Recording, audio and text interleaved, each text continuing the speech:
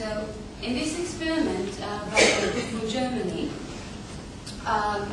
they took subjects, they put them in the FMRI scanner, and they asked them to perform a very simple task of flip person like that. Okay? And this is an image of the brain from the top. So it's as if you're looking at the brain like that.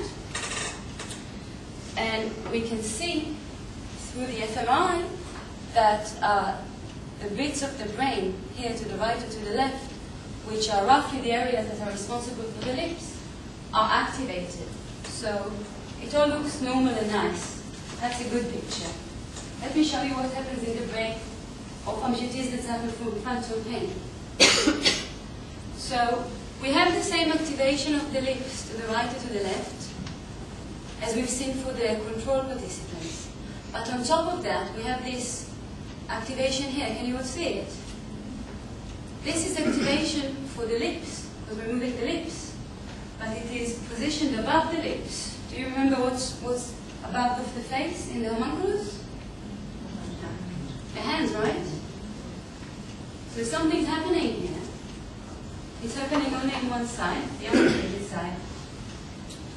And you can see it in amputees that suffer from phantom pain. If you look at amputees that do not suffer from phantom pain, they seem to have nice normal representation for the lips in the brain, just as you see in control participants. That's a very interesting finding because it finally gives us some ideas how we could fight phantom pain. Because according to this result, if this is what's causing phantom pain, all we need to do is find a way to move the representation of the lips back to where it belongs, away from the hand area.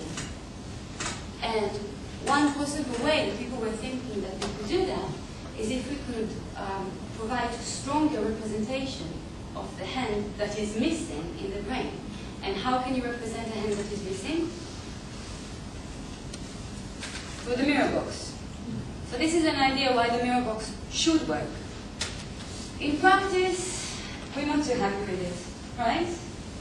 So it's a very interesting idea. It might be a failed idea, but it is definitely inspiring for us to try and look at the activation of the brain and try to understand how it can relate to the rehabilitation of amputees.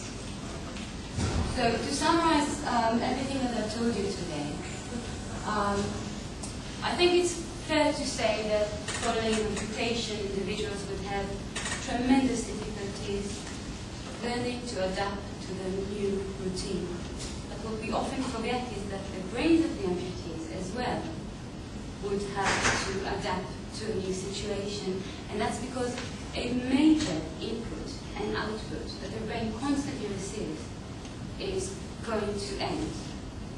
And this would mean that the brain will have to find a new steady state. And this process, when certain neurons change their job, is referred to us neuroscientists as reorganization.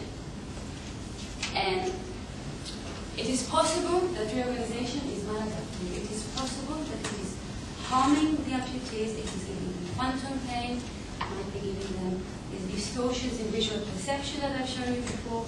It might be damaging. But at the same time, we can speculate that the same process in which bits of the brain are now becoming available for the rest of the brain might be adaptive, might be good. And that's because these are really smart brain areas. They know how to use a hand. And if we could find a way to utilize all this added brain power in a good way, in an organized way, then maybe, just maybe, we could give the amputees sort of superpowers that would help them through their rehabilitation.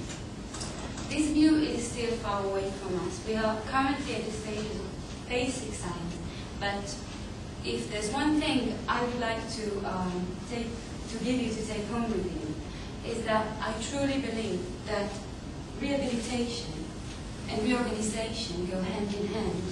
So we cannot really understand what's happening in the brain if we don't pay very careful attention to the rehabilitation process and what are the challenges that face in front of the amputees. On the other hand, I think that rehabilitation cannot be fully successful if it is not taking into account the challenges that the brain has to face following the amputation. So with this view in hand, David and I have been collaborating on a project that tries to look into the brain of amputees to try and understand what happens. And this idea of using the changes in behavior of the brain in order to make the quality of life of patients better is referred to as neurorehabilitation.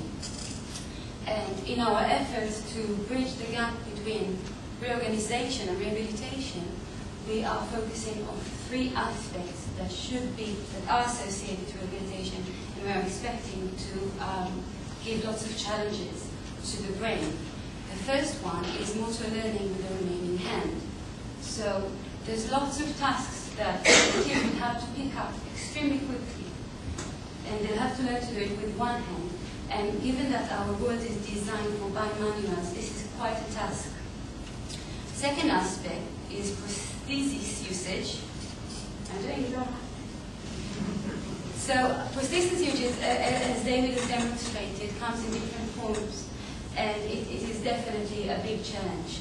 And it might have interesting effects on the way the brain is working.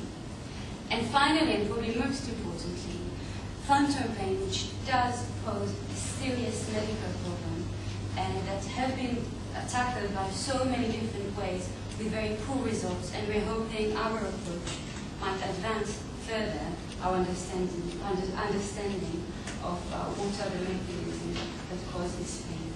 So I think this is it.